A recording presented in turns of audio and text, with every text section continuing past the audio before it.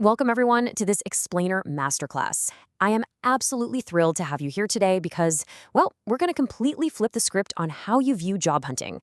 So often we walk into an interview room feeling completely powerless, almost like we're about to be interrogated by an enemy agent in some intense spy movie. But actually, that is completely backwards. Today, we're going to learn that an interview is not an interrogation at all. It's an incredible opportunity to shine.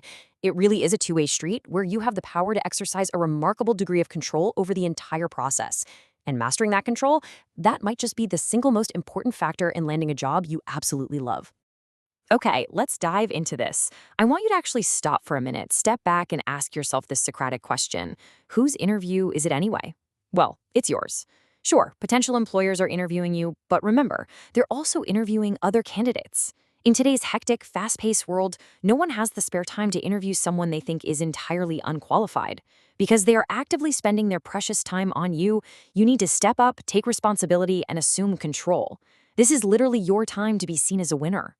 Here is our syllabus for today. Number 1, taking control. Number 2, your communication style. 3, the telephone interview. 4, frequently asked questions. And finally, number 5, final interview strategies. Let's start with lesson 1, taking control. The interviewer already assumes you have the basic ability to do the job. I mean, that's exactly why you were called in. So your goal right now isn't to prove your entire resume from scratch. Instead, your goal is to confirm their belief by radiating certainty, predictability, and a lowered sense of risk. There's a great quote from our source material that says, "Remember, in many ways, a job interview is like skydiving. You don't get a do-over. If you blow it on the first try, you never get a second chance to make a first impression." Now listen, I am absolutely not sharing this to make you panic, but as a focused learner, you've got to recognize the high stakes of that first impression. You're in freefall, and your parachute is your preparation and your sense of calm. Moving right along to lesson 2, your communication style. We've talked about radiating calm and confidence, but how do you know what you actually sound like when you're under pressure? You really need to get feedback on where you sit on the communication effectiveness model. We all have habits we fall back on when we're nervous, right? And this brilliantly illustrates 2 disastrous extremes you absolutely must avoid. On one side, we have the passive style.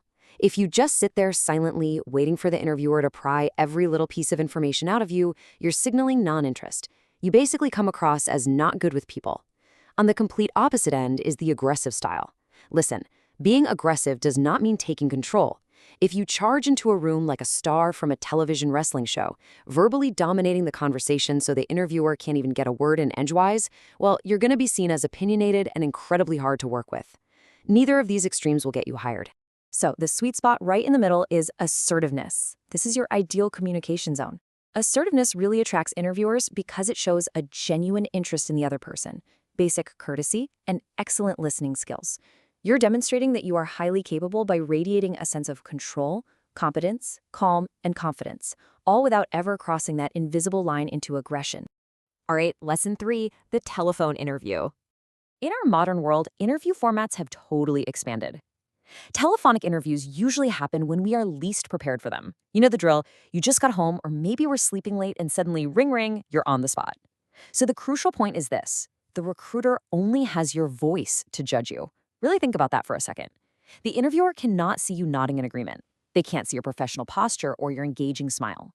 Because all of those helpful nonverbal cues are entirely absent, your vocal delivery becomes the single most important factor in making a connection. Our source material gives us some incredibly actionable advice from an HR supervisor named David to help you prepare for exactly this. Step 1, record your own voice. Step 2, check your pitch and volume. You really shouldn't be too high-pitched, too loud, or too soft. And step 3, check your pace. If anyone has ever told you that you speak a little too fast, consciously slow yourself down. You need to sound confident, pleasant, and alert. You want to avoid sounding hyperactive or fidgety, and please, whatever you do, avoid leaving long, empty, thoughtful pauses on a phone line. It just makes the interviewer think the call dropped.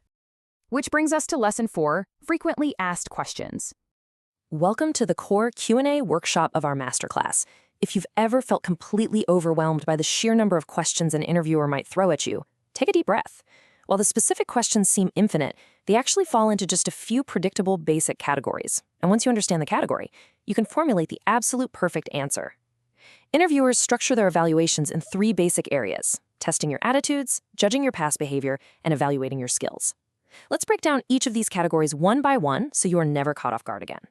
First up, testing attitudes. Imagine you're sitting across from me, and I look down at your resume, peer over my glasses, and ask, tell me, what bores you, and what do you do about it? Or maybe, how do you handle criticism? How would you instinctively respond to that? It kind of feels like a trap, right? What they really want to know is how you view things like teamwork, boredom, or negative feedback.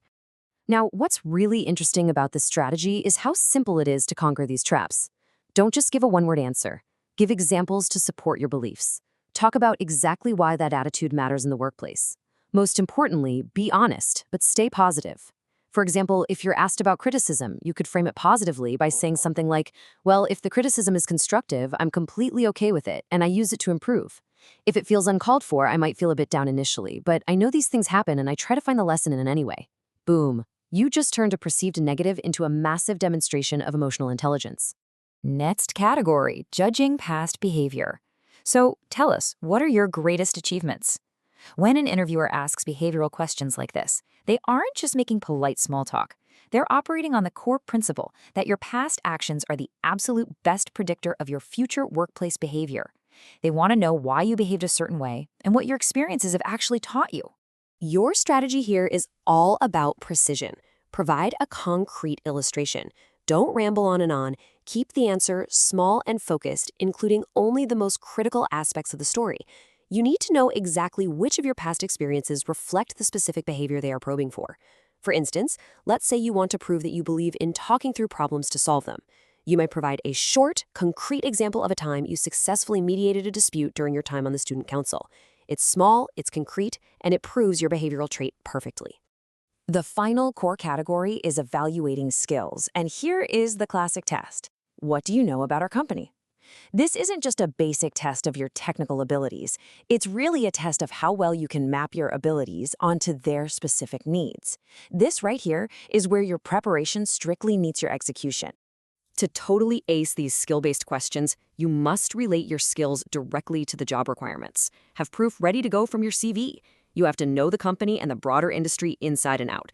And crucially, don't just rattle off dry statistics or random software names. Give your perspective. Say something like, I see your company is expanding into digital markets, and I am highly proficient in the exact analytics software required to track that growth. You are connecting the dots for them.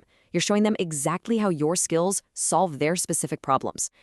Let's move to and see how this builds into our final section, Lesson 5, Final Interview Strategies. Listen, even with all this amazing preparation, you might still hit a mental roadblock during the conversation. You might get a question that completely stumps you out of nowhere. How you navigate these tricky moments is the ultimate test of the control we talked about at the very beginning of this masterclass. I want to reassure you right now, it is perfectly acceptable and, in fact, highly assertive to ask for a moment to manage the conversation. If you are stuck, you can calmly say, may I have a moment to think about this? Or maybe, could I get back to this question in a little bit? Or simply, could you repeat the question, please? Doing this absolutely does not make you look weak. It demonstrates that you are composed, thoughtful, and in complete, confident control of the room. Well, we've reached the end of our masterclass, so I leave you with a final exam, a question for you to really ponder before your next big day. What is your own greatest achievement, and how will you use it to take control of your time to shine? Remember, you don't get a do-over in skydiving, but with the right preparation, the right communication style, and a master plan for those tough questions, you are going to land on your feet every single time. Thank you so much for joining this explainer. Class dismissed, and go conquer that interview.